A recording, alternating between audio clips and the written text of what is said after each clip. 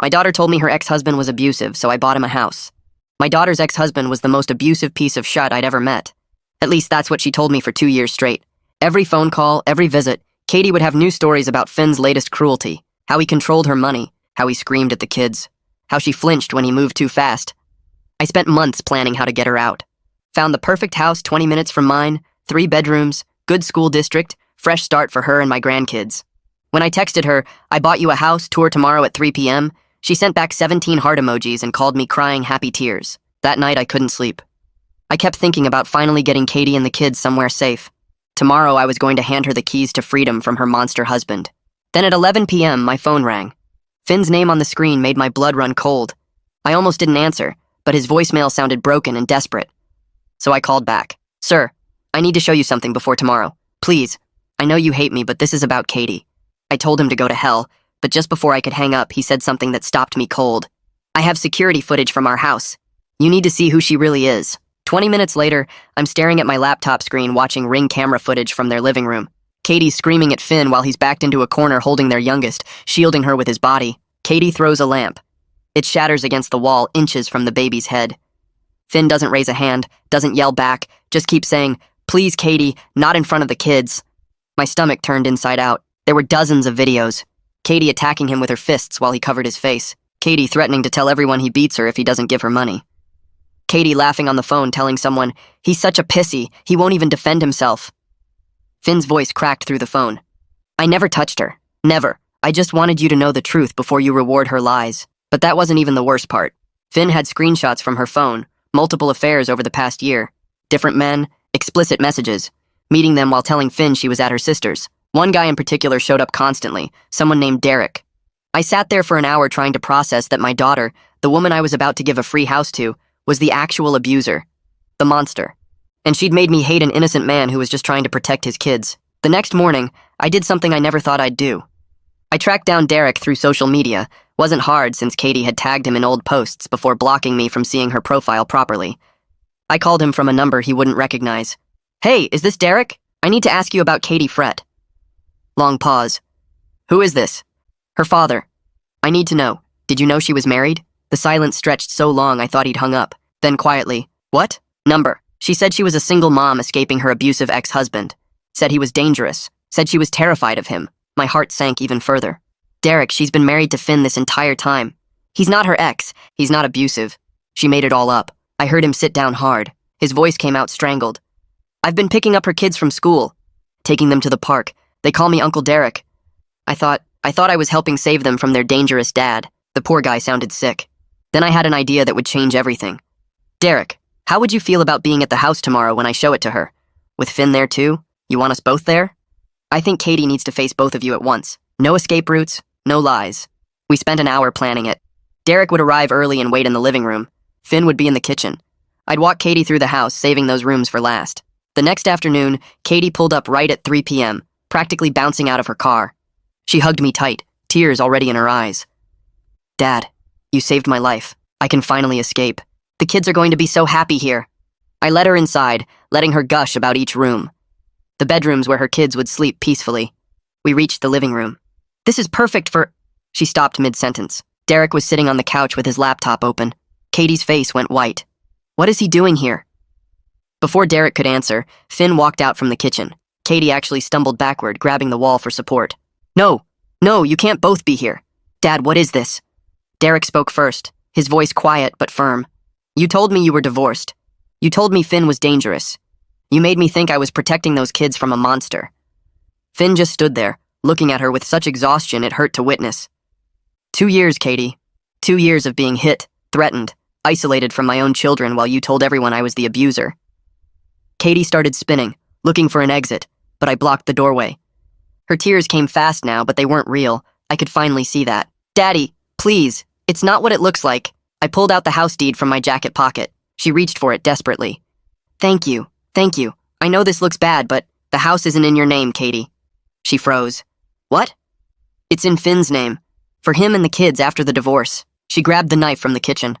Derek moved faster than I thought possible, lunging across the room and grabbing Katie's wrist before she could swing the blade at anyone. He twisted hard and she screamed, a sound of pure rage mixed with pain, and the knife clattered to the tile floor. Finn immediately stepped in front of both kids, shielding them with his whole body, while I kicked the knife hard toward the front door, sending it skittering across the hardwood until it hit the wall. Katie dropped to her knees, sobbing, but these tears looked different from every manipulative performance I'd witnessed over 2 years. These were the tears of someone whose entire fake world just shattered in front of everyone. Her face crumpled in a way I'd never seen before, raw and desperate and real. Derek kept his hand on her arm, not letting go, while she shook and cried on the floor. The kids were pressed against Finn's legs, the little girl hiding her face while the boy stared at his mother with wide, scared eyes. My hands shook so bad I almost dropped my phone, pulling it from my pocket. But somehow my voice came out steady when the operator answered. I told them my daughter just threatened people with a weapon, and we needed police right away. Gave them the address, confirmed everyone was currently safe. Katie's sobs turned into screaming before I even hung up, yelling that we all planned this together, that we ambushed her, that she's the real victim here and we're all liars. Her voice got louder and more frantic with each accusation, spittle flying from her mouth as she thrashed against Derek's grip. He held firm on her arm while Finn crouched down with both children, whispering something I couldn't hear over Katie's screaming. The boy was crying now too, quiet tears running down his face while his dad rubbed his back. Katie kept shouting that this was all a setup, that we conspired against her, that any judge would see through our lies. I stood between her and the door, phone still in my hand, watching my daughter completely fall apart. The police arrived in 6 minutes, though it felt like an hour. 2 officers came through the front door I'd left unlocked, and the older one, whose badge said Hoffman, took control immediately with calm authority. Katie switched tactics the second she saw the uniform, her screaming cutting off like someone flipped a switch. Tears still streaming, voice shaking, she told Officer Hoffman that these men attacked her in her own house, and she grabbed the knife to defend herself. I watched her perform, recognizing every gesture and tone from 2 years of believing her lies. The trembling lip, the wide, scared eyes, the way her voice broke on certain words. She was good, so convincing that I saw the younger officer's expression soften with sympathy. But Hoffman kept his face neutral, professional, asking her to please step over here with his partner while he spoke with the rest of us. Katie's protests started up again, louder and more desperate, insisting they had it all wrong, begging them to listen to her side. Finn moved quietly to Hoffman, pulling his phone from his pocket with hands that shook slightly. He explained he brought security footage specifically in case Katie became violent, that he had months of evidence documenting her behavior.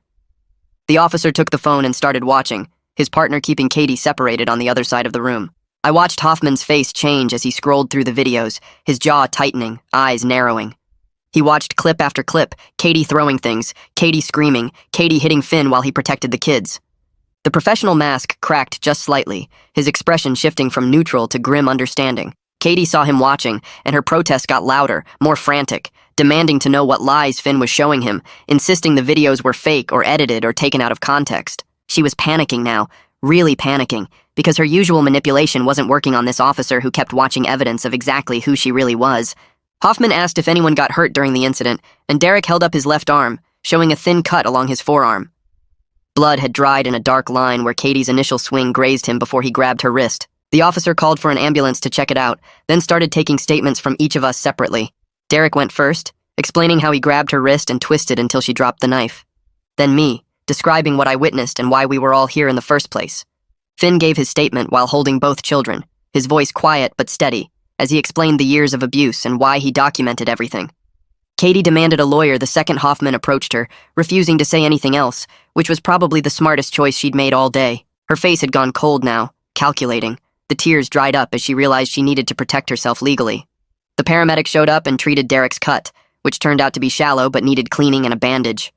While he worked, Hoffman kept reviewing everything on Finn's phone, scrolling through the screenshots of Katie's affair messages and threats. His partner stood nearby taking notes as Hoffman asked questions, building a timeline of abuse that stretched back years. Then Hoffman looked at Finn and asked directly if he wanted to press charges for domestic violence, explaining that the pattern of documented abuse combined with today's knife incident made a strong case. Finn looked down at his kids, the boy clinging to his shirt, the girl with her thumb in her mouth. He was quiet for a long moment, and I could see him weighing his love for his children against years of fear and pain. Finally, he said yes, so quiet I barely heard him, that he wanted them safe from their mother's violence. His voice cracked on the last word, and he pulled both kids closer. Katie started screaming again when Hoffman told her she was under arrest, fighting against the handcuffs as his partner put them on. She yelled that I was supposed to be on her side, that I'm her father. How could I let them do this to her? I made myself look directly at her, meeting her eyes even though it hurt worse than anything I'd ever felt. I told her I loved her, but I couldn't protect her from the consequences of her own choices anymore. Her face twisted with rage and she spat at me, actual spit hitting my shirt before the officers pulled her toward the door. I stood there watching them lead my daughter away, her screaming fading as they got her outside to the patrol car. This might be the last time I saw her as a free person, and that thought made my chest feel hollow and heavy at the same time. The little girl started crying harder when her mom left, and Finn picked her up, bouncing her gently and making soothing sounds. After the patrol car pulled away with Katie inside, Finn just collapsed onto the couch with both children wrapped tight in his arms. All three of them shook like they'd been holding everything in, and finally let it go, the trauma releasing now that the immediate danger passed. I sat down heavy in a chair across from them, suddenly feeling every single one of my 62 years in my bones. My hands still trembled slightly, and my heart pounded too fast. Derek stood by the window looking out at the empty street, his bandaged arm hanging at his side. Nobody spoke for several minutes, just the sound of the kids' quiet crying and Finn's whispered comfort. The house felt too quiet after all the screaming and chaos, like the walls themselves were processing what just happened. I broke the silence first, apologizing to Finn for the 2 years I spent believing Katie's lies and supporting her abuse of him without knowing it. The words felt inadequate for the harm I'd caused, but I needed to say them anyway. Finn shook his head, still holding his kids, and said he understood. Katie was incredibly convincing, and he doubted his own reality many times before he started recording evidence to prove to himself he wasn't crazy. His forgiveness somehow made me feel worse instead of better, because he shouldn't have to comfort me, the father of the woman who terrorized him for years. I was supposed to protect people, and instead I'd become another weapon Katie used against him. The boy looked up at me with red eyes, and I tried to smile reassuringly, but I'm not sure it worked. Derek finally spoke up from his spot by the window, his voice coming out hollow and distant. He asked how long Katie was actually married and living with Finn, like he needed to understand the full scope of the lies. Finn explained they'd been married 8 years and living together the entire time, that Katie would meet Derek during school hours when the kids were in class, or tell Finn she was visiting her sister for the evening. Derek sat down hard on the arm of the couch, putting his head in his hands. I watched him process that he'd been helping her cheat while she painted her husband as a monster, that he'd been picking up kids from the school thinking he was protecting them from their dangerous father, when really he was enabling their mother's abuse. The weight of being manipulated settled over all three of us men in different ways, each of us realizing how thoroughly Katie had controlled our understanding of reality. The boy peeked around Finn's leg, his eyes red and puffy from crying. He looked maybe 7 years old, with Finn's dark hair and Katie's green eyes. He studied my face for a long moment before speaking in a voice so quiet I almost missed it. "Are you the grandpa Mommy always talks about?" I felt something crack open in my chest. I knelt down to his level, making myself small and non-threatening. "Yes, I'm your grandfather. I'm so sorry I didn't know about you and your sister until today." The boy's lower lip trembled. "Are you going to hurt my daddy like Mommy does?" The question hit me harder than anything else that happened today. This child had watched his mother abuse his father for so long that he expected all adults to be violent. I reached out slowly, letting him see my hands were empty and open. "No, buddy. I would never hurt your dad. I was wrong about what was happening in your family. I want to help keep all of you safe now." The little girl, who couldn't be more than 3, peeked out from behind Finn with wide eyes. She had blonde curls and wore a pink shirt with a cartoon character on it. "Is the yelling over?" Her tiny voice made my throat tight. Finn gathered both kids closer and kissed the top of the girl's head. "Yes, sweetheart, the yelling is over. And guess what? Grandpa is going to help us move our things into this house. This is our new home now." The boy looked around the living room like he was seeing it for the first time. "We get to live here? Without Mommy?" Finn's face showed so much pain and relief mixed together. "For now, yes. Just us." Derek stood up from the couch, his bandaged arm hanging at his side. He looked completely lost, like someone had pulled the ground out from under his feet. "I should go. I need to process all this." He walked toward the door without looking at any of us. I followed him out to make sure he was okay to drive. He sat in his car for a minute with his head on the steering wheel before starting the engine and pulling away. When I came back inside, Finn was explaining to the kids that they needed to get their clothes and toys from the old house. The boy asked if Mommy would be there. Finn promised she wouldn't. Over the next 2 hours, Finn and I made 6 trips between the old house and the new one. We worked in silence mostly, both of us trying to wrap our heads around everything that happened. The old house felt wrong somehow, like a place where bad things happened. I could see marks on the walls where things had been thrown, a dent in the kitchen cabinet at exactly fist height. Finn packed the kids' rooms first, carefully folding their clothes and wrapping their toys in newspaper. I carried boxes down the stairs and loaded them into my truck. A neighbor came out while we were loading the 3rd trip. She was an older woman with gray hair pulled back in a bun. She looked at Finn and then at me. "Is Katie really gone? The police took her away?" Finn nodded. The woman's face showed relief. "Thank God. I've been telling him for months I'd testify if he ever reported her. I saw her hit him through my kitchen window more times than I can count." She looked at me. You must be Katie's father. I'm glad you finally know the truth. I couldn't find words to respond. She patted Finn's arm and went back inside. The kids stayed with her during our trips, and I could hear them laughing through her window at one point. It made me feel slightly better knowing they had at least one safe adult in their life before today. As we loaded the last boxes into the truck, Finn stopped and turned to me. His voice came out quiet and thick. Thank you for believing me, for putting the house in my name. I was terrified you'd dismiss me like everyone else does. He wiped his eyes with the back of his hand. Nobody takes it seriously when a man says his wife beats him. I accepted I might never escape. I was just trying to keep the kids safe until they were old enough to tell someone themselves. I felt shame burn through my whole body. I'm sorry it took video evidence for me to see the truth. I should have questioned her stories. I should have talked to you directly. Finn shook his head. Katie is incredibly convincing.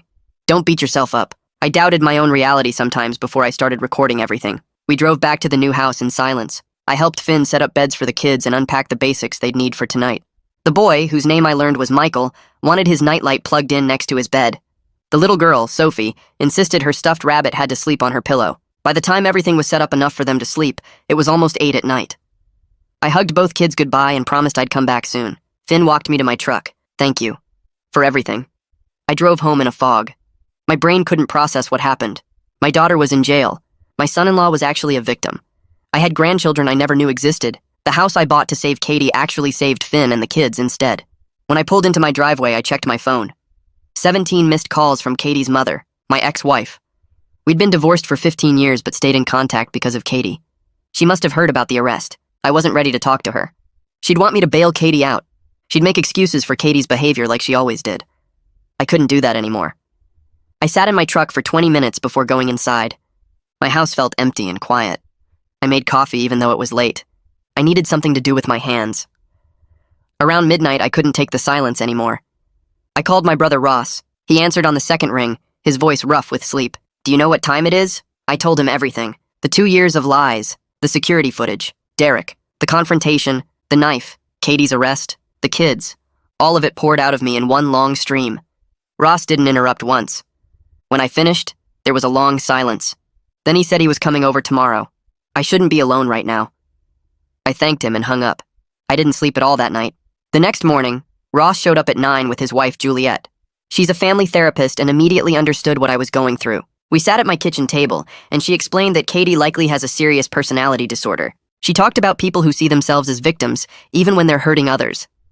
I kept saying I should have seen the signs. Juliet put her hand on mine and told me firmly that skilled manipulators fool everyone. Even trained professionals get taken in. She said I was a victim too. That thought hadn't occurred to me. My phone rang while we were talking. Katie's mother. I almost didn't answer, but Juliet nodded at me. I picked up. My ex-wife started screaming before I could say hello. How could I abandon our daughter? How could I side with that manipulative husband? I tried to explain about the evidence, but she wouldn't listen. She insisted Finn must have faked everything, that I was a fool for believing him. She demanded I bail Katie out immediately. I told her no. She could do it if she wanted, but I wouldn't enable Katie's abuse anymore. She called me heartless and hung up. Juliet squeezed my shoulder. Ross made more coffee. That afternoon, my ex-wife bailed Katie out. I knew she would. Within an hour, my phone rang with Katie's number. I almost didn't answer, but I needed to hear what she'd say. She was crying, begging me to understand her side, saying everyone was lying about her. I told her I'd seen the footage and screenshots. I knew the truth now. She needed serious professional help. Her crying stopped instantly. Her voice turned cold and hard. She screamed that I was dead to her. She'd make sure I never saw my grandchildren again. She'd tell everyone what a terrible father I was. Then she hung up. I sat there staring at my phone. That was my daughter, the little girl I raised. Somewhere along the way, she became someone I didn't recognize. I called Finn to warn him that Katie made bail and might try to come to the house. He thanked me but said he already filed for an emergency restraining order and temporary custody. His lawyer had everything ready to go. He'd been preparing for this possibility for months, documenting everything, building a case, just waiting for the chance to escape. I told him I'd support him however he needed. He said that meant everything to him and the kids. 2 days after Katie's arrest, Detective Louis Bertrand called my cell. He needed my full statement about the knife incident and everything Katie told me over the past 2 years. I drove to the police station that afternoon and sat across from him in a small interview room with gray walls and a table between us. He had a recording device and a notepad. I started talking and didn't stop for 3 hours. Every story Katie told me about Finn came back in vivid detail now. How she said he threw things at her when I could see in the footage that she was the one throwing lamps and dishes. How she claimed he screamed at the kids when the videos showed him speaking quietly while she raged.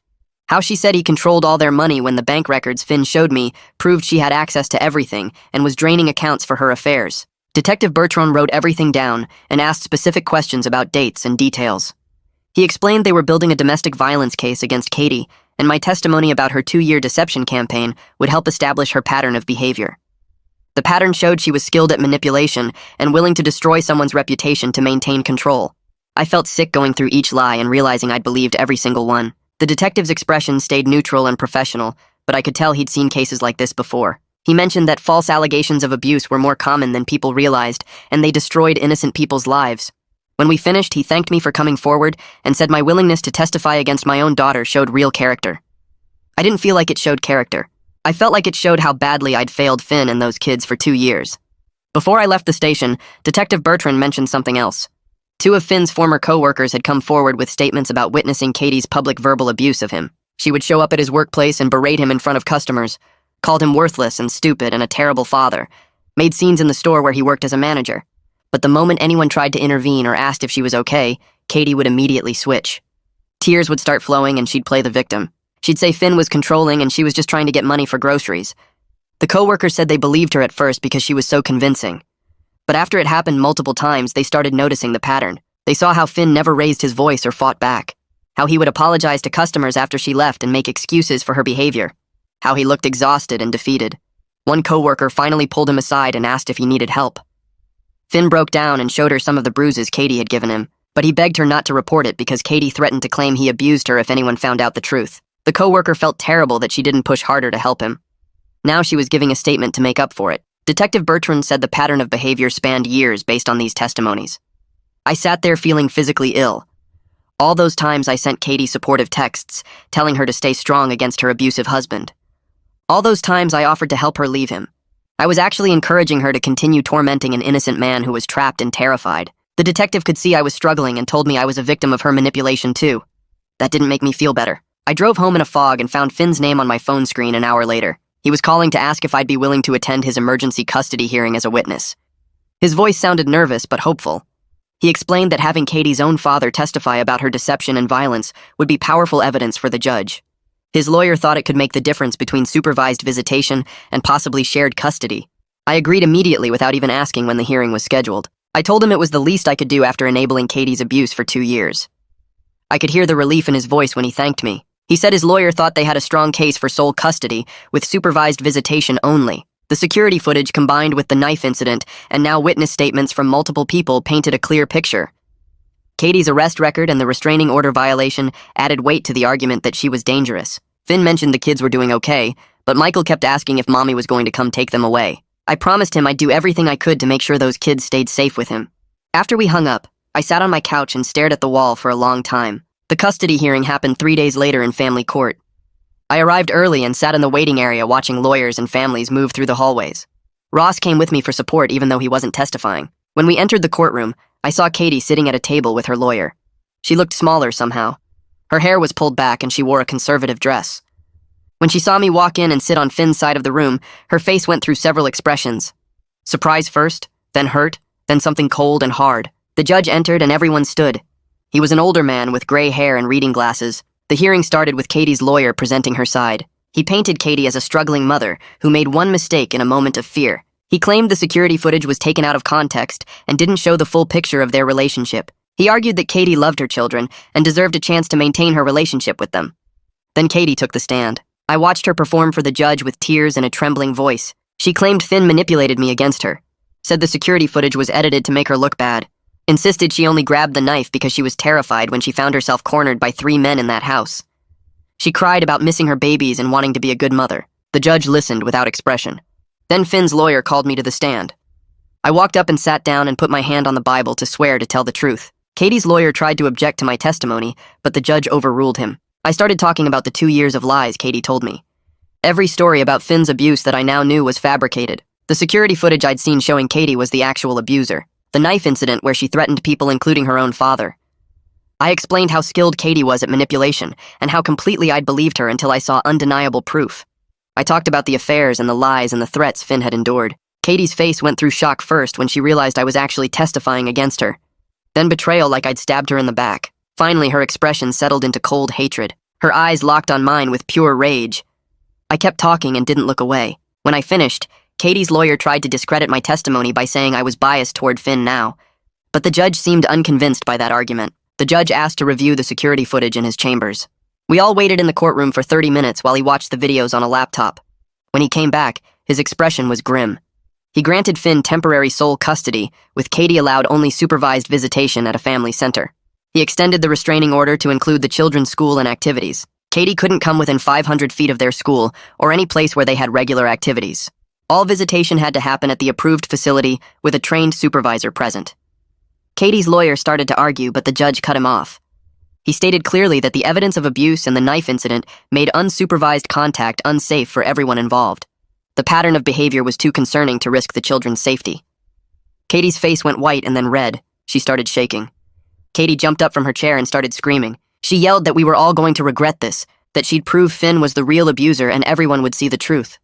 That I was the worst father in the world for abandoning my own daughter. Security guards moved toward her, but she kept screaming until her lawyer grabbed her arm and tried to calm her down. The judge banged his gavel and warned that another outburst would result in contempt charges. Katie finally stopped yelling, but her whole body was rigid with rage. She turned and stormed toward the exit. I sat there feeling completely hollowed out. My daughter just called me the worst father in the world in open court. Part of me wanted to run after her and try to explain, but the bigger part knew there was nothing I could say that would make her understand. I was grieving the daughter I thought I knew while accepting the reality of who she actually was. These two versions couldn't exist in the same space. Ross put his hand on my shoulder from the seat behind me. He leaned forward and quietly said I did the right thing. I nodded, but it didn't make it hurt any less. Finn looked relieved but exhausted. His lawyer was packing up papers and explaining next steps. I just sat there trying to process what had happened. Over the next week, I started meeting with Juliet for therapy sessions. She'd offered after seeing how much I was struggling with everything. We sat in her home office with comfortable chairs and soft lighting. She helped me understand that I was a victim of Katie's manipulation too. That parental love made me vulnerable to believing her stories because I wanted to protect my child. She explained that people with personality disorders like Katie likely had were incredibly skilled at finding and exploiting emotional vulnerabilities. They knew exactly what to say to make people believe them.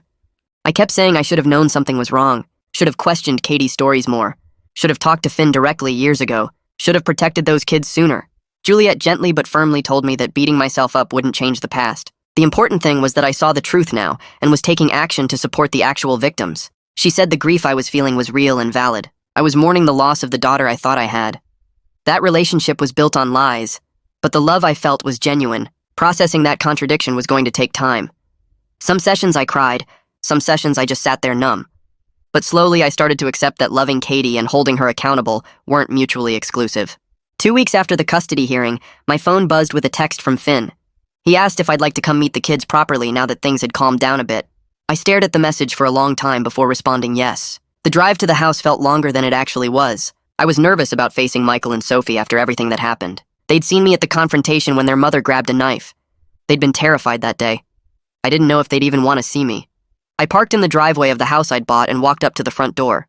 Finn answered with a tired but genuine smile. The house looked different now, with furniture and kids' toys scattered around. It looked lived in and safe. Michael appeared from the hallway and stopped when he saw me. He was 7 years old with dark hair like Finn's and wary eyes. I knelt down to his level and said hello. He stayed back near his father and didn't say anything at first. Then Sophie came running from another room. She was 3 with blonde curls and didn't seem to remember the scary parts as clearly. She grabbed onto Finn's leg and peeked at me with curious eyes. Finn introduced me as their grandpa and explained I was his friend who helped them move into this house. Sophie's face lit up, and she asked if I wanted to see her new room. Michael stayed quiet but nodded when Finn asked if that was okay. I spent the afternoon playing with the kids while Finn made dinner in the kitchen. Sophie showed me every toy in her room and insisted I sit through a tea party with her stuffed animals. Michael eventually warmed up and showed me his book collection. He was reading above grade level and proud of it.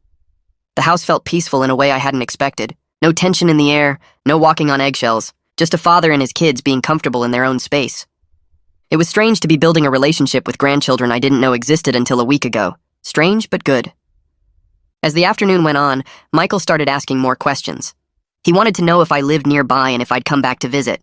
I promised him I would come as often as they wanted me to. Then he got quiet for a minute before asking the question I knew was coming. He asked if I knew his mom was mean to his dad. I sat down on his bed next to him and told him honestly that I didn't know. That his mom lied to me too. That I thought his dad was the mean one, but I was wrong. Michael nodded like this made sense to him. He said his mom lies a lot. Said she told them daddy was bad, but daddy never hurt them. Only Mommy hurt Daddy. The matter-of-fact way he said it broke something in my chest. This 7-year-old had been living with the truth of his mother's abuse his whole life, while I believed her lies from a distance. During dinner, Finn opened up about the years of abuse and isolation in a way he hadn't before. The kids were watching a movie in the living room, so we could talk freely in the kitchen. He explained how Katie would threaten to claim he hit her if he ever tried to leave or tell anyone the truth. She'd say no one would believe a man claiming abuse from a woman. She'd say she'd make sure he never saw his kids again. She'd describe in detail how she'd tell police he was violent and dangerous.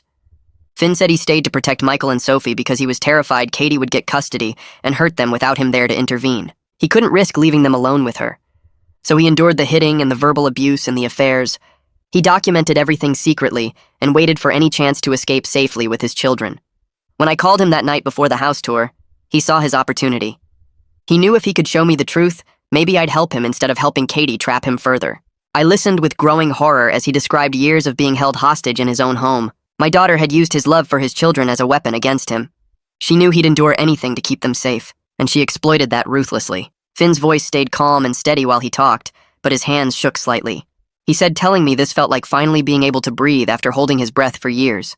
I told him I was sorry for not seeing it sooner. Sorry for every supportive text I sent Katie while she was tormenting him. He said he understood why I believed her, that Katie was convincing and I had no reason to doubt my own daughter, but now we could move forward and focus on keeping the kids safe and happy. That was what mattered most. A few days later, Finn called me sounding tired and worried about the supervised visitation that was starting the following week. He explained that Katie would get to see Michael and Sophie every Saturday at a family center downtown, with a trained supervisor in the room the whole time. The supervisor would watch everything and write reports for the court, but Finn said Katie was really good at subtle manipulation that was hard for outsiders to catch. She knew how to say things that sounded innocent, but were actually designed to make the kids feel guilty or scared. He admitted he was dreading having to drop the kids off and see Katie, even briefly in the parking lot, because she'd probably try to cause a scene or say something to upset him in front of the children. I offered right away to handle all the driving, picking the kids up from his house and taking them to the visits, then bringing them back afterward so Finn wouldn't have to deal with any contact with Katie at all. The relief in his voice was immediate, and he accepted, thanking me multiple times for taking that stress off his shoulders. We agreed I'd arrive at his house by 9 on Saturday mornings to get Michael and Sophie to their 10 o'clock appointment. That same evening, my phone rang with my ex-wife's number showing on the screen. I almost didn't answer because our last conversation had ended with her screaming at me, but something made me pick up. Instead of yelling this time, she was crying so hard she could barely get words out. She begged me through her tears to please help get Katie's custody back, saying our daughter was going through such a hard time and needed her family's support, not punishment. She insisted that Katie just made some mistakes and everyone was being too harsh, that taking her children away was cruel and would destroy her. I took a deep breath and explained as gently as I could that Katie wasn't just going through a hard time, she was genuinely dangerous to Finn, and potentially to the kids if she got angry enough. I told my ex-wife that the security footage didn't lie, that I'd seen with my own eyes what Katie had done for years, and that enabling her behavior by pretending it wasn't serious wouldn't help anyone, especially not Katie herself. My ex-wife's crying turned to anger fast, and she said I'd turned my back on my own daughter for a man I barely knew. Before I could respond, she hung up on me, and I sat there staring at my phone knowing that conversation had probably damaged our relationship beyond repair.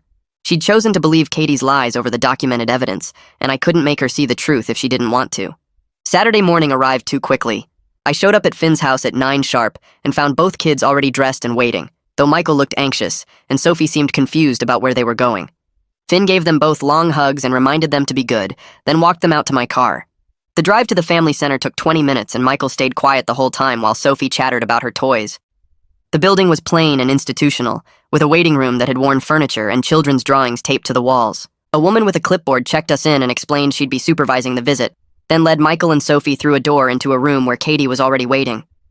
I caught a glimpse of Katie's face lighting up when she saw the kids, and then the door closed. I sat in the waiting room for the next hour, trying to read a magazine but mostly just watching the clock. When the door finally opened, the supervisor came out first with a tight expression, followed by Sophie, who was crying, and Michael, who looked completely shut down with blank eyes. Katie tried to follow them out, but the supervisor firmly told her to wait inside while the children left the building. I got both kids to the car quickly and buckled them in, noticing how Michael's hands were shaking slightly. The drive back was silent except for Sophie's sniffling. About halfway home, Michael spoke up in a small voice and asked if they had to keep seeing Mommy. The question broke my heart, but I kept my voice steady and told him the judge said yes for now, but that his daddy and I were keeping them safe, and the supervisor was there to make sure Mommy behaved appropriately. Michael nodded but didn't look convinced, and I made a mental note to tell Finn how rough the visit had been. 2 days later, Detective Bertrand called my cell phone with an update about Katie's case. He explained that the district attorney had reviewed all the evidence, including the security footage, the screenshots, witness statements, and the knife incident report, and decided to move forward with formal domestic violence charges against Katie. The accumulated documentation made a really strong case, especially combined with the physical evidence from that day at the house. Detective Bertrand said the DA's office was offering Katie a plea deal that would include mandatory anger management classes, a full psychological evaluation, and probation, instead of jail time if she pleaded guilty to reduced charges. I asked what would happen if Katie refused the deal, and he said they'd go to trial, which would mean all of us testifying in court, and possibly the kids being interviewed by Child Protective Services as part of the proceedings. He mentioned that the DA was confident they could win at trial, but it would be harder on everyone involved, especially Michael and Sophie. I thanked him for the update and said I hoped Katie would take the deal, though I had a sinking feeling she wouldn't. Sure enough, Finn called me the next afternoon sounding stressed and said Katie had rejected the plea deal completely. She was insisting she was innocent and claiming we'd all conspired against her, that the evidence was fake or taken out of context. Apparently her lawyer had strongly advised her to take the deal, explaining that going to trial was risky and the evidence against her was substantial, but Katie had fired him on the spot for not believing in her innocence. She'd already hired a new lawyer who promised to fight the charges hard and prove that Finn had manipulated everyone. Finn's lawyer had warned him that this meant we were heading for a full trial, where we'd all have to testify under oath, and that Child Protective Services would probably want to interview Michael and Sophie about their home life with both parents. The stress in Finn's voice was clear, and I told him we'd get through it together, that the truth was on our side, and the evidence would speak for itself. The following Tuesday, a woman named Anya Tyson from Child Protective Services showed up at Finn's house to do a home evaluation and interview the children. I'd come over that morning because Finn had asked me to be there for support, and I was glad I did because he looked nervous when he opened the door for her. Anya was professional but kind, explaining that she needed to assess the home environment and talk with Michael and Sophie as part of the ongoing custody case. She walked through the whole house slowly, taking notes on her tablet about the clean conditions, the kids' bedrooms with their toys and books, the stocked refrigerator, the safety measures like outlet covers and cabinet locks.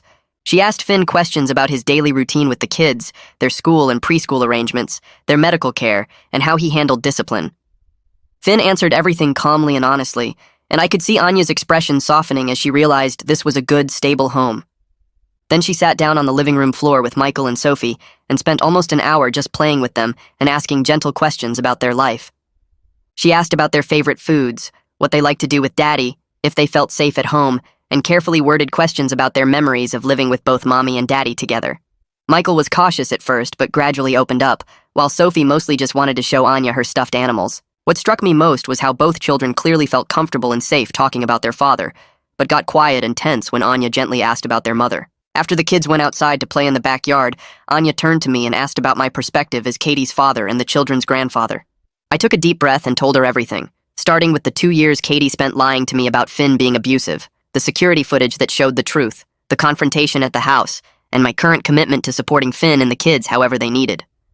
I admitted I'd been completely fooled by my own daughter and felt guilty about enabling her abuse of Finn for so long, but that now I understood the situation clearly and was determined to help keep the children safe. Anya took detailed notes and said something that surprised me. She explained that having the maternal grandfather actively supporting the father's custody was really unusual and significant, that in most cases family members sided with their own blood relative regardless of evidence. The fact that I'd changed my position after seeing proof spoke to how serious Katie's behavior must be, and that would be noted in her report to the court. That weekend, Ross called and invited Finn and the kids over for Sunday dinner at his and Juliet's house. He said they wanted to show family support and help Michael and Sophie feel connected to their grandfather's side of the family, since they'd missed out on knowing us for so long. Finn accepted gratefully, and we all drove over together that Sunday afternoon.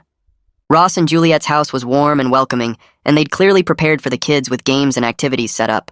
Watching my brother and his wife greet Finn with genuine kindness and respect made my throat tight, because this was what family should have been doing all along instead of believing Katie's lies. Ross shook Finn's hand firmly and told him he was glad to finally meet him properly, and Juliet gave him a warm hug.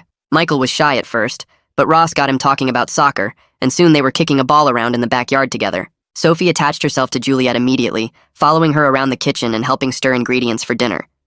Over the meal, Ross and Juliet asked Finn about his work and his interests, treating him like a valued family member rather than the monster Katie had painted him as. They asked the kids about school and preschool, played games with them after dinner, and made sure everyone felt included and comfortable. By the end of the evening, Sophie had fallen asleep on Ross's lap while he read her a story, and Michael was showing Juliet his drawings. Driving home, Finn thanked me quietly for having family who welcomed him and the kids so completely, and I told him this was just the beginning of building the family support system he should have always had. 3 weeks later, I was getting ready for bed around 11 at night when I heard a car door slam outside my house. I looked out the window and saw Katie stumbling up my front walkway, clearly drunk based on how she was weaving. My heart started racing as she reached my front door and began pounding on it, calling my name and crying.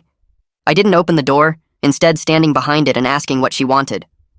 Through the wood, I could hear her sobbing that she needed my help to get her kids back, that she was sorry for everything, that she never meant to hurt anyone. She claimed Finn had provoked her into reacting badly, that she'd just been stressed and overwhelmed, and that if I would just help her one more time, everything would be fine. Her words were slurred and desperate, and I felt torn between my instinct to help my daughter and my knowledge of what she'd actually done.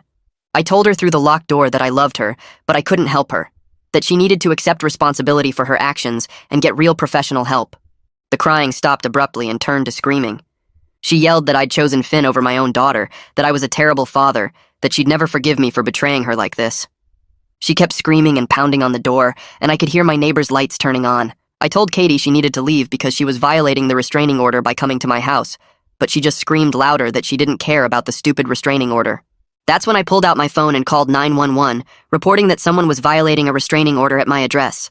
The dispatcher said officers were on their way, and to stay inside with the doors locked. Katie must have heard me on the phone because her screaming got even louder, calling me every name she could think of. Within 10 minutes, a patrol car pulled up with lights flashing, and I recognized Officer Hoffman getting out. He approached Katie carefully, who was now sitting on my front steps still crying, and I watched through the window as he spoke to her calmly.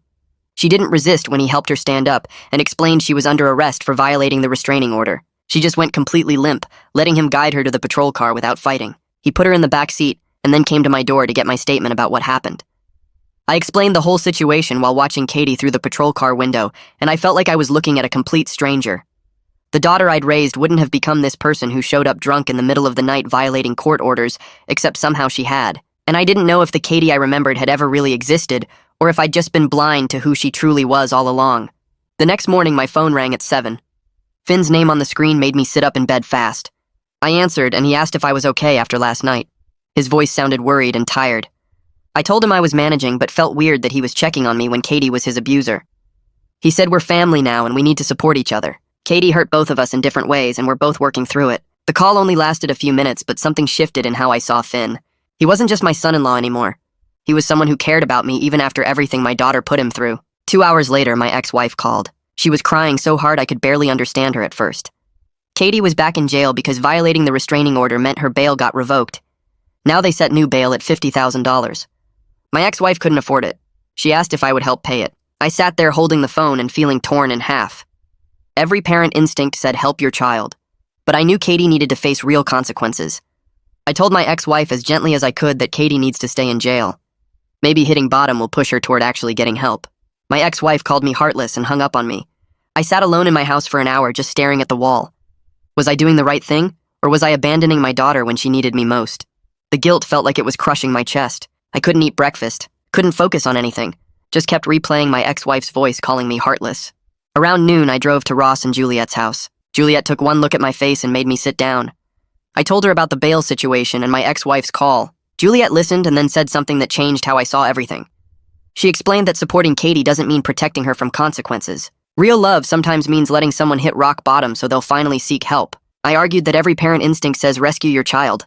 Juliet nodded and said yes, but rescuing Katie just enables her to hurt more people. She asked if I wanted to help Katie or help Katie's victims. The question hit me hard. I thought about Finn and Michael and Sophie. The guilt was crushing some days. But then I pictured the kids thriving with their father in that house.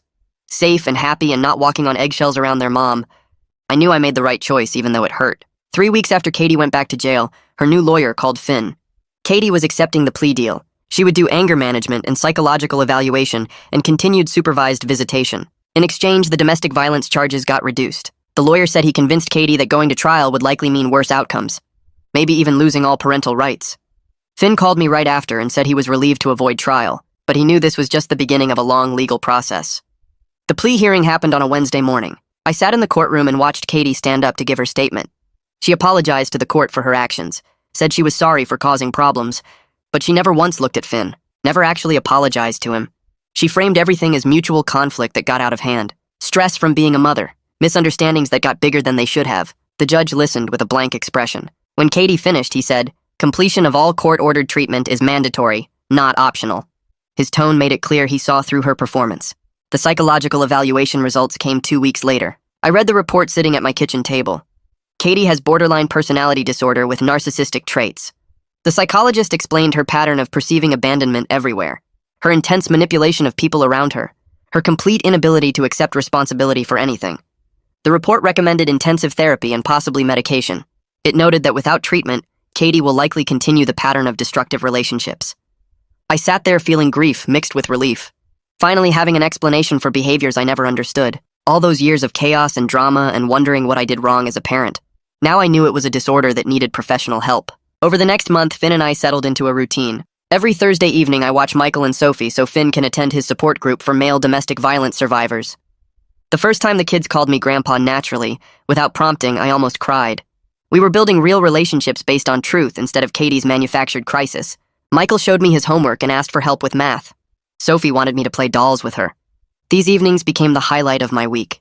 A chance to be the grandfather I should have been from the beginning. Katie's supervised visitations continued every week. The supervisor filed reports after each visit. Katie struggled to focus on the children's needs versus her own agenda. She spent visit time trying to get Michael and Sophie to relay messages to Finn, asked them questions about their life with Dad instead of just being present with them. Michael started saying he didn't want to go to visits. Sophie didn't seem to understand why Mommy couldn't come home. The supervisor noted all of this in her reports. 6 weeks after the confrontation at the house, we all went to family court. Quentin Adams was the mediator handling long-term custody arrangements. Katie's lawyer pushed hard for unsupervised visitation, said Katie completed her anger management course. She deserved a chance at eventual shared custody. Finn's lawyer argued for continued supervision until Katie completes treatment and shows real changed behavior. Not just checking boxes, but actual accountability. I had to testify again. This time about Katie's ongoing manipulation attempts. Her lack of genuine accountability in everything she does. Katie stared at me from across the courtroom with cold hatred in her eyes. The judge reviewed all the supervisor reports and psychological evaluation. He took 20 minutes to read through everything while we all sat in silence. Then he announced his ruling. Continued sole custody with Finn. Supervised visitation to continue for minimum 6 months. Katie must complete anger management and show 1 full year of stable mental health treatment before any custody modification will be considered. Katie's face went completely blank when she heard the timeline. 1 year. Not 1 month or even 6 months. An entire year of proving she changed before she could even ask for unsupervised visits. I watched her process this and wondered if she was finally understanding something. That her actions have lasting consequences she can't manipulate her way out of. That crying and performing and playing victim won't work anymore. The judge had seen through all of it, and now she had to actually do the work, or lose her kids forever. Outside the courthouse after the judge finished talking, Finn pulled me aside while Katie's lawyer was still packing up papers. He asked if I'd be willing to get listed as emergency contact and backup guardian for Michael and Sophie in case anything ever happened to him. I agreed right away without even thinking about it. We drove to the family court office that same afternoon and filled out all the paperwork together, me signing form after form while Finn made copies of everything. The clerk processed it quickly and handed us the stamped documents, and Finn shook my hand and thanked me for trusting him enough to do this. I told him it should be me thanking him for trusting me after everything Katie put him through. Walking back to our cars, I felt like I was finally being the father and grandfather I should have been all along, just for the wrong generation, protecting the kids my daughter should have protected herself. 2 weeks later, Katie started her court-ordered anger management classes every Tuesday and Thursday evening. Her therapist called Finn's cell phone one afternoon, asking if he'd be willing to come in for a joint session as part of Katie's treatment plan. Finn looked stressed when he told me about it over dinner at his place. He called his own therapist right there and put it on speaker, so I could hear the advice. The therapist explained that Katie needed to work on her own problems before any couples counseling would be safe or helpful for either of them. Joint sessions only worked when both people were ready to take responsibility, and Katie wasn't there yet. Finn texted Katie's therapist back with a polite decline, explaining his therapist's recommendation. Katie apparently lost it during her next session, screaming at her therapist that Finn was refusing to participate in her healing, and this proved he never cared about fixing their marriage. Her therapist wrote this all down in the session notes, more evidence that Katie still saw herself as the victim in everything. I started going to therapy myself around the same time, meeting with Juliet twice a week to work through the mess in my head. Loving my daughter while accepting she's an abuser felt impossible some days. I'd sit in Juliet's office and cry about missing the Katie I thought I knew, then feel guilty for grieving when Finn and the kids were the real victims. Juliet kept reminding me that both things could be true at once. I could hope Katie got help while also protecting the people she hurt. I could love her and still choose to support Finn and the grandkids. She helped me see that enabling Katie's behavior for 2 years wasn't love. It was just making it easier for her to keep hurting people. Some days I managed this balance pretty well, taking the kids to the park and feeling good about being there for them. Other days I'd see something that reminded me of little Katie, back when she was 5 and sweet and hadn't turned into whatever she was now, and I'd have to pull over and just sit in my car for a while. 3 months after the confrontation at the house, Michael's school called Finn during work hours. The principal said Michael got in a fight on the playground, and both parents needed to come in for a meeting. Finn called me asking if I could go with him since Katie obviously couldn't, and I met him at the school 20 minutes later. We sat in the principal's office while Michael waited outside with the secretary. The teacher explained that Michael had punched another kid who was bullying a smaller first grader, knocking him down and giving him a bloody nose. The teacher asked Michael why he did it, and Michael said he couldn't just stand there and let the bully hurt someone smaller. He said that's what his mom did to his dad, hurting someone who couldn't fight back, and nobody should hurt people they're supposed to love, or people who are smaller than them. The teacher looked at us with this understanding expression, clearly putting together pieces of Michael's home situation. Finn hugged Michael and told him he was proud of him for protecting others. But let's work on using words first before fists. Michael got detention for fighting, but the teacher made sure we knew she understood why he did it. Katie completed her anger management course 6 weeks later and got a certificate with her name printed on fancy paper. Her lawyer filed it with the court that same day as evidence she was making real progress toward being a better parent. The court requested the instructor's private evaluation to go along with the certificate, and that report told a very different story. The instructor noted that Katie participated minimally in class discussions, blamed Finn and other people for her anger throughout the sessions, and showed very little real understanding of her own behavior patterns. She completed the required hours and passed the basic tests, but the instructor couldn't honestly say Katie had internalized any of the lessons or changed her thinking. The judge reviewed both documents during a brief hearing and announced the custody arrangement would stay exactly the same. Katie's face went blank when she heard this, probably expecting the certificate alone would be enough to get unsupervised visits. Sophie started preschool that fall in a class with 12 other kids her age. Her teacher called Finn after the first week because Sophie drew a picture during family art time that worried her. The picture showed Daddy, Grandpa, Uncle Ross, and Aunt Juliet all holding hands and smiling, but no mommy anywhere in the drawing. Finn went in to talk to the teacher and explained the custody situation carefully, showing her the court orders and supervised visitation schedule. The teacher understood and said she'd keep an eye on Sophie's emotional state. Sophie apparently told the whole class during circle time that her mommy could only visit at the special building because she made bad choices and hurt people. The teacher said it was heartbreaking to hear a 4-year-old explain this so matter-of-factly, but it also showed Sophie was processing the reality of her family situation in a healthy way. She knew her mom wasn't safe to be around without supervision, and she wasn't confused about why things were the way they were. Derek called me out of nowhere on a Saturday morning, asking if we could meet for coffee.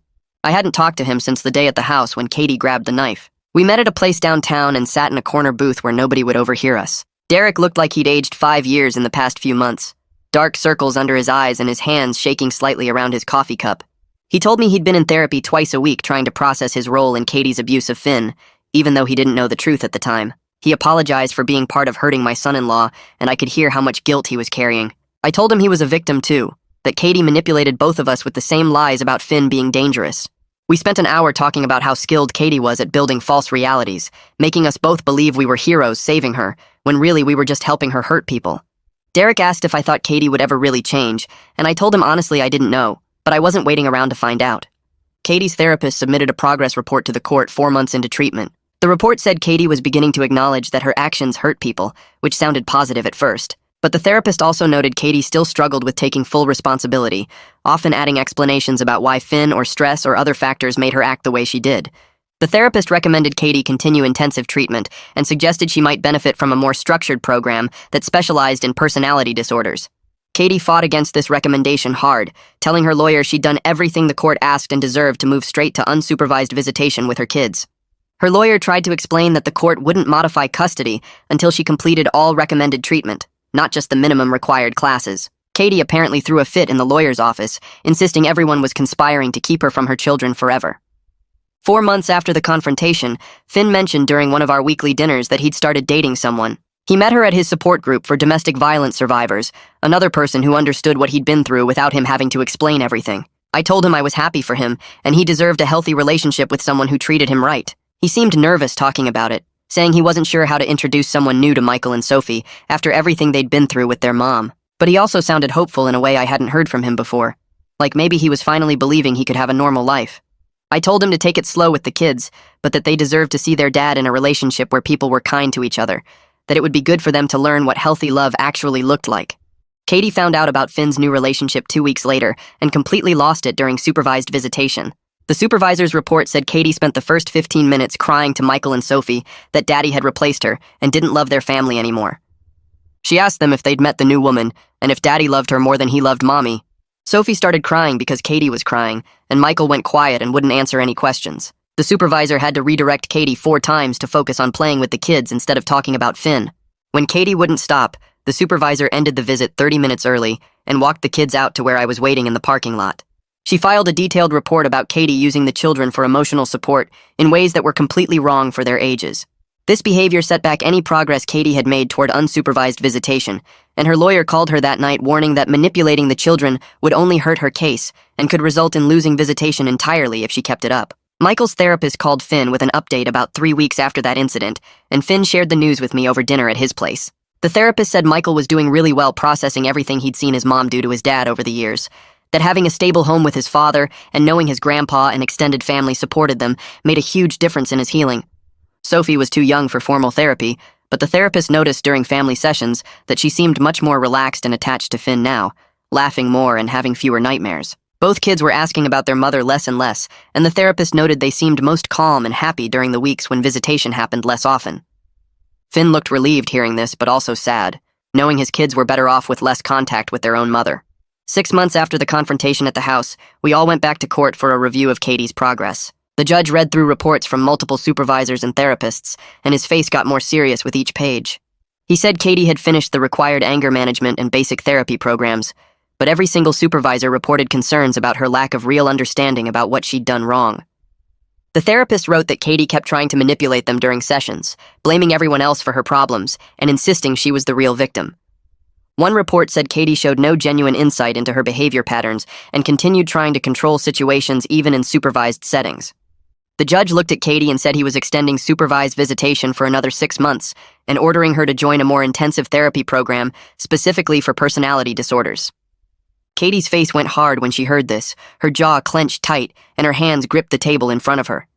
I sat behind Finn and saw the rage in her eyes that she was barely keeping inside, the same look I'd seen right before she grabbed that knife 6 months ago. The judge added that any further manipulation attempts or violations would result in losing visitation completely, and Katie just stared at him with that cold, angry expression.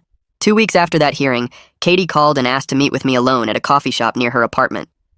I almost said no, but some part of me hoped maybe she was finally ready to take real responsibility for what she'd done. I drove to the coffee shop and found her sitting in the back corner, looking tired and older than her 32 years. For an hour, she talked at me, insisting everyone was working together against her. She said Finn had poisoned my mind and turned me against her, that he'd manipulated the therapists and supervisors into writing bad reports about her. Katie claimed the videos were edited to make her look worse, that the court system was biased against mothers, that even her own therapist didn't understand her diagnosis was wrong. She went on and on about how unfair everything was, how she was the one suffering, how nobody could see that Finn was actually the problem and she'd just been reacting to his abuse. I sat there listening to her twist reality into something unrecognizable, and I felt this deep sadness settle in my chest. My daughter might never be able to look at herself honestly, might never be capable of the kind of self-reflection needed to actually change. The woman sitting across from me spinning conspiracy theories wasn't the little girl I'd raised, or maybe she was, and I just never wanted to see it. When she finally stopped talking and looked at me expecting support, I told her quietly that I loved her, but I couldn't agree with anything she'd just said. She called me a traitor and walked out. Despite how painful that meeting with Katie was, I found real joy in my relationship with Finn and the kids over those same months. We started having Sunday dinners every single week, either at his place or mine, and I got to watch Michael and Sophie grow and heal in small ways each time I saw them. I went to Michael's soccer games on Saturday mornings and cheered when he scored goals, went to Sophie's preschool performance where she sang songs about shapes and colors. I was building the grandfather relationship I'd missed out on for years while believing Katie's lies about Finn keeping the kids from me. Finn mentioned one Sunday that the kids talked about me all the time during the week, asking when they'd see Grandpa again and telling him stories about things we'd done together. Sophie drew another family picture at preschool and brought it home to show me, and this one had me standing right next to Daddy with both kids between us, all of us smiling. I had to step into the bathroom for a minute because my eyes got watery looking at that picture. Around that same time, Ross called with news that surprised me, but made me incredibly happy. He and Juliet were moving closer to us, maybe 20 minutes away instead of 3 hours. Juliet had been offered a position at a better practice with more resources and a higher salary, and Ross could do his consulting work from anywhere since it was all remote anyway. They said they wanted to be nearby to help support Finn and the kids and me through everything still happening with Katie and the court system. Ross admitted on the phone that part of the reason was they'd gotten really attached to Michael and Sophie over the past months, and they wanted to be the kind of aunt and uncle who were actually present in the kids' lives. I felt grateful in a way that made my throat tight, knowing my brother and his wife were choosing to support the victims instead of enabling the abuser just because she was blood family. So many families would have circled the wagons around Katie, insisting we all needed to forgive and forget. But Ross and Juliet saw the truth and stood with the people who needed protection. 8 months after the confrontation at the house, Finn and the kids were completely settled and doing better than I'd seen in any of the old photos from his marriage. The house I'd bought thinking it would save my daughter had actually saved my son-in-law and grandchildren instead, given them a safe place to build a real life. Michael's grades at the school were excellent. His teacher sent home progress reports showing he was reading above grade level and participating actively in class. Sophie was happy and social at preschool, making friends easily, and coming home each day excited to tell her dad about what she'd learned. Finn himself looked healthier and more relaxed, the constant tension and fear gone from his shoulders and face. He'd gained some weight in a good way, wasn't so thin and exhausted looking anymore. He thanked me regularly for believing him and supporting them through everything, and every time I told him it was the least I could do after enabling Katie's abuse for 2 years by believing her lies. Katie kept going to her supervised visitations each week, but the kids' excitement about seeing their mother had dropped off significantly as they grew more secure in their life with Finn. Michael started asking his dad if he had to keep going when he got older, saying the visits made him feel weird and uncomfortable. Finn explained gently that for now, yes, the judge said he had to go, but as he got older, his feelings and preferences would matter more to the court. Sophie still went along without complaining, but she didn't talk about Mommy much anymore between visits, didn't ask when she could go home to Mommy like she had in the early months. The supervisor's reports mentioned that Katie seemed to sense she was losing her children's affection and had increased her manipulation attempts during visits. She'd try to get them to feel sorry for her, tell them how lonely and sad she was, ask them if Daddy was being mean, or if they missed living with Mommy. But these attempts just pushed the kids further away, made them quieter and more withdrawn during visits, until the supervisor had to redirect Katie to just play with them normally. Looking back on everything that happened over those 8 months, I learned that love sometimes means accepting painful truths about people we care about and choosing to protect their victims even when it breaks our hearts. I lost my daughter in a real way, lost the relationship we'd had and the person I thought she was. But I gained a son and 2 grandchildren who needed me to see the truth and act on it when it mattered most. Katie might never change, might never take real responsibility for the years of abuse she put Finn through or the trauma she caused her own kids. The personality disorder diagnosis suggested she might not be capable of the kind of honest self-reflection that real change requires. Some nights I still grieve the daughter I thought I had, wonder what I missed in her childhood, or what I could have done differently. But most days I'm grateful I finally saw through her lies in time to help the people she hurt most, to give Finn and Michael and Sophie the support and safety they deserved. I'm committed to being the grandfather and father figure they need for whatever time I have left, to showing up at soccer games and preschool performances, to Sunday dinners and bedtime stories. That's what family should be, and I'm grateful I get a second chance to do it right.